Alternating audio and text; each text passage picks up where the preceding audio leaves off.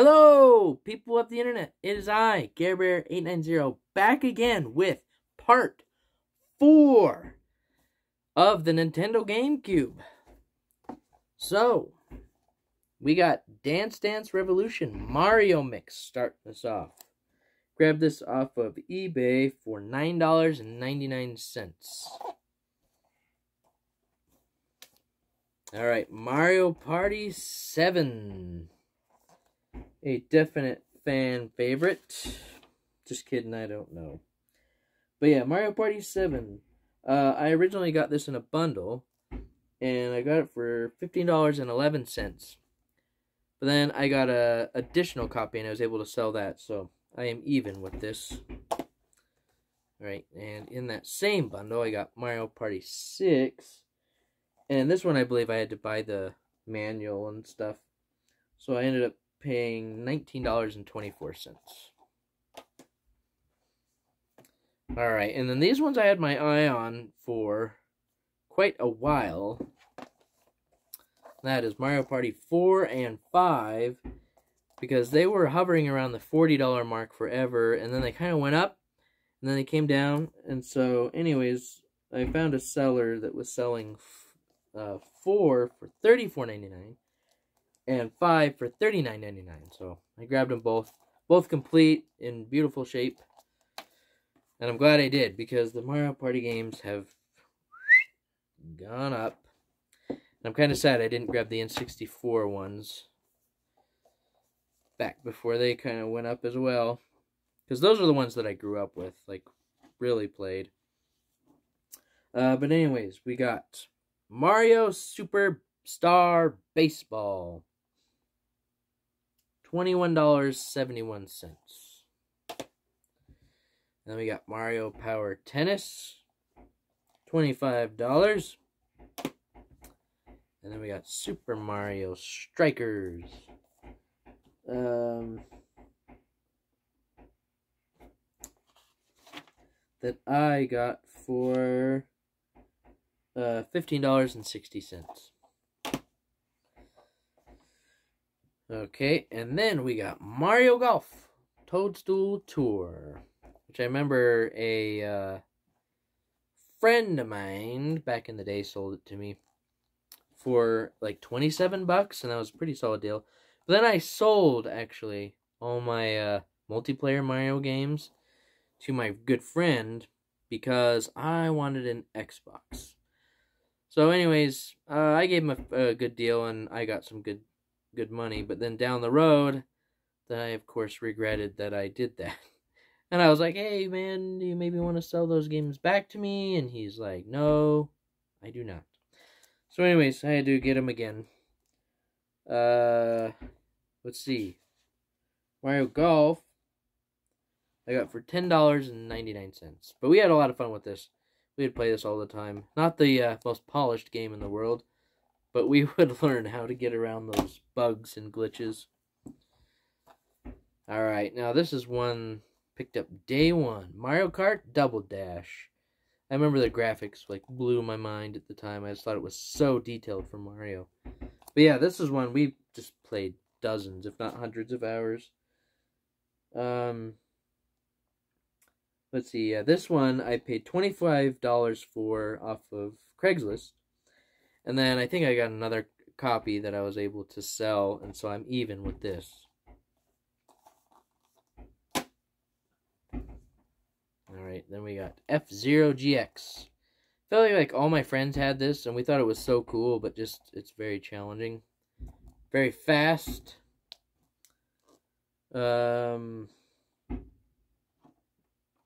This one I got on eBay for $28.34. Alright, now we got Kirby Air Ride that my friend had, and so we would play this all the time. And it was just like, you could just screw around and have so much fun. I got this for $25.94. Alright, now we got Donkey Konga. Very unique rhythm game that you gotta have the bongos for.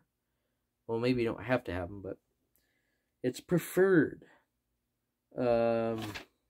Donkey Konga got this one for $15.60.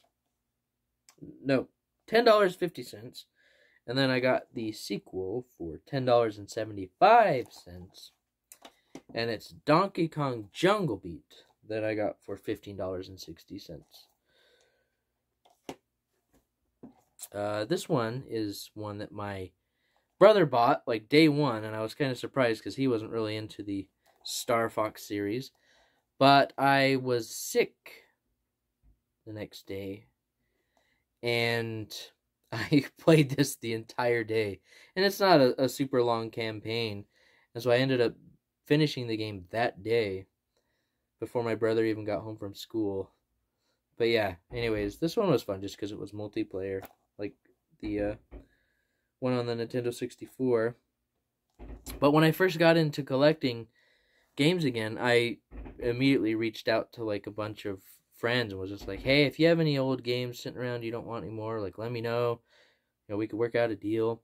And so I had a friend that he didn't really have many, but his sister was like collected a bit.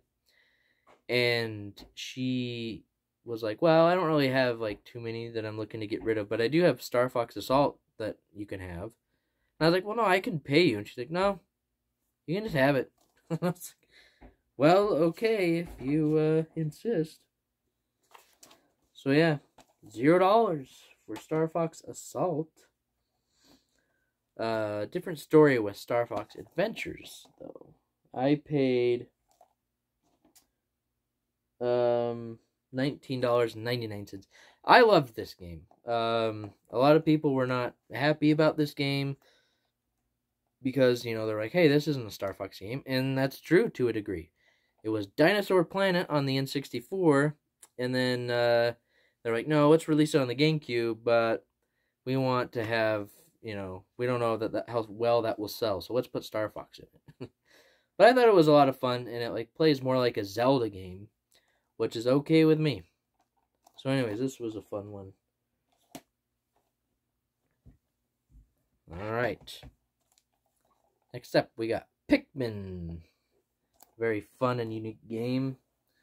This one I bought off of eBay many years ago for $24.69. And then Pikmin 2, my friend had it. I don't know why he had Pikmin 2, but he had never played the first one. And he played it a bit, and then, yeah, he didn't really care about his GameCube. So when I got into collecting, I'm like, hey, do you still have Pikmin 2? And he's like, I do. And so I was like, well, I'd like to purchase it from you. And so I told him, okay, at the time I was going for $50, and he's like, okay, how about $25? And I was like, okay, I can live with that. Alright, now we're getting into some of my absolute favorite games for the system. One of the coolest, for sure, Metroid Prime. Man, this was just such a unique and atmospheric game, for sure. I remember just watching my brother play, and me playing it, and it was just really well done. But I grabbed this one for $0, because I've actually come across a couple copies throughout my years, so anything I did pay, I was able to sell and make it back. And then, of course, I got Metroid Prime 2 Echoes, which, for whatever reason, people were like, yeah, this isn't as good. And I'm like, I don't know, it's different. But I remember my brother bought this day one, and I was so excited. Like, I couldn't even focus at school, and my teachers were like, what's going on? And I was like, Metroid. And they're like, oh my gosh. But then I found this in GameStop, $21.24. So then I got my own copy. Alright, Wario World. Which this one, yes, had a huge spike recently.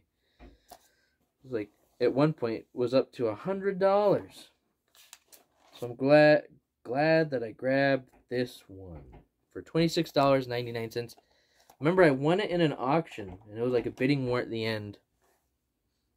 It's always nice when you win, but it sucks when it's like a bidding war. So you're like, okay, I won, but I ended up paying, you know, a bit more than I was expecting or hoping. Right, next, Luigi's Mansion, which I did not play forever, but I think 2 years ago, in honor of Halloween in October, I played it finally. I mean, it's a short game. I literally beat it in 2 days. But yeah, it's a lot of fun. And actually, for being a launch title, the graphics and effects were very impressive. But Luigi's Mansion, I think I got this in a bundle.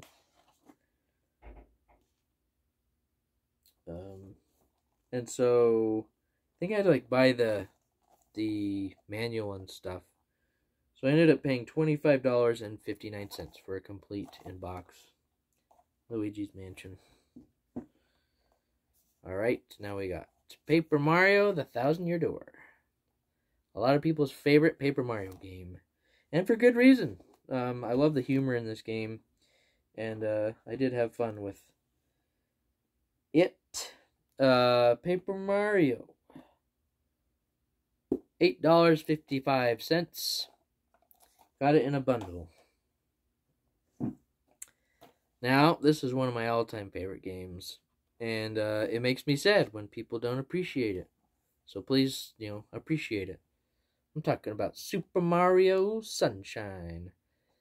This is one that I played all the time when my friend had his GameCube that he sold to my brother. And so this is one of the games my brother got. But my brother knew I loved it so much that he literally just gave it to me. So that was really nice of him. So yeah. Okay, here we go. The Legend of Zelda Collector's Edition. Which, I remember one Christmas, when this was like, it came in bundles with GameCubes. My cousin got a GameCube, and it came with this. And I said, hey, are you going to play this? And he was younger than I was, and not really into Zelda. And he's like, no. I was like, well, I'll buy it from you. And I offered him $30. And so that was pretty solid at the time. And so, yeah, okay. And so I was going to buy it from him. And then his older brother, for whatever reason, threw a fit and was like, no, I love that game, blah, blah, blah. And so then their dad's like, oh, no, you can't sell it. And so then I was very upset. And then I heard, though, they're like, okay, well, if you trade in your GameCube to GameStop, they'll give you $50. And then you can buy the bundle, for $100. So it's like you paid $50 for this. And I was more than willing to do that. But I went into GameStop, and they're like, oh, we are sold out of that bundle. So I was like, freaking A. I'm just trying to get this game that I'm willing to pay $50 for. And at the time, I was like 15, so that was a big deal. But then, luckily, somehow my brother came across it, that if you got a year subscription to Nintendo Power for $19.99, you could pick a free gift. And this is one of the free gifts you could pick. So that's what we did. So that's how I basically got it for free, and a year subscription to Nintendo Power. And yeah, this was my first steps into Zelda. This is where I played Ocarina of Time and Majora's Mask. And then I'd already played the original. But anyways, good times, good times. Alright, now we got the Ocarina of Time bundle that includes the Master Quest that I got in a bundle. I got this bundle in a bundle.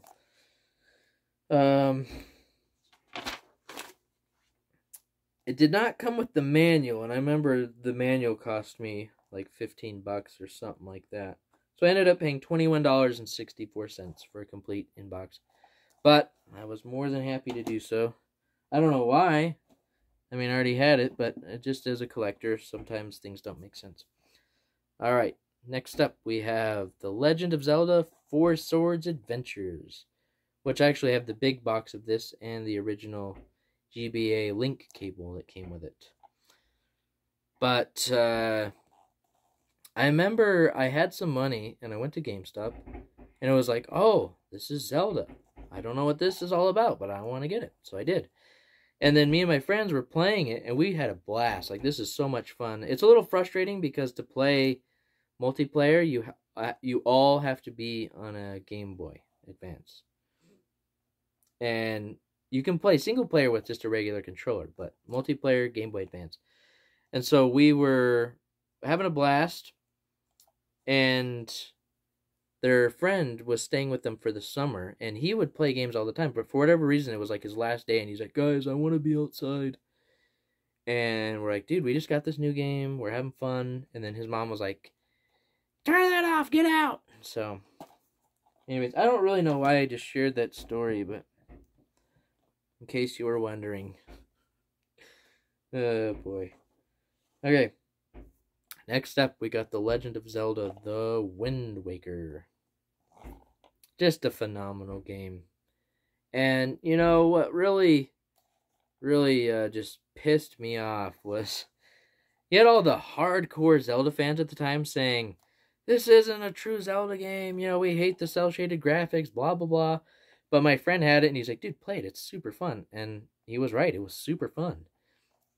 And then years later, when they came out with the HD remaster on the Wii U, then everybody's like, oh my gosh, these graphics are beautiful, they've held up so well over the years. And I was like, you dirtbags. You know, if you loved it back in the day, great. But if not, like, trying to act like you did. I don't know. Anyways, awesome game. One of my favorites for sure. This one, $15. And I think I've had a couple copies throughout the years, so. Anyways, last but not least, one of my all-time favorite games, and one of my all-time favorite Zelda games, and that's The Legend of Zelda Twilight Princess. Kind of a spiritual successor to Ocarina of Time, that it's a little bit darker, a little bit more realistic. And I love this game. Like, I'll never forget my first time playing through this. Just everything about it was epic and cool, and it lived up to my expectations. It exceeded my expectations. And it makes me sad when people don't really like this one. But I think this is one that people are starting to come around to. Because there was people that are like, oh, it sucks, it's such a boring game. But then they've replayed it. And, you know, where you are in life and just what type of games you're into at that point can really affect, like, how you think of a game. So, anyways, this one I bought day one for $51. And I remember I was pretty devastated when they pushed it back. I think they pushed it back like 3 times. So, yeah. And then they're like, oh, well, we want it to be a launch title on the Wii, so we're going to push the GameCube version back to December. And so then we had to wait another month. But I remember when it finally dropped, and I like ran down to Walmart and picked it up, and I was so excited. But, yeah. So, that wraps up my GameCube collection. Just about, actually. I won't go grab it, but I do have a couple disc-only games, most of which are not worth mentioning. But there is one. That is Gauntlet, Dark Legacy, that my brother sold me for $15. He originally had the case and manual, but he doesn't know what he did with them. And so I, you know, every night I pray my hardest that he will someday somehow find them, even though he sold them to me like 4 or 5 years ago. But anyways, yeah, sorry, that's the last one. I'm done talking now, just about. But yeah, that's the Nintendo GameCube. What are your thoughts? What are your favorite games? What are your memories? Thanks for tuning in, and as always, have a good one.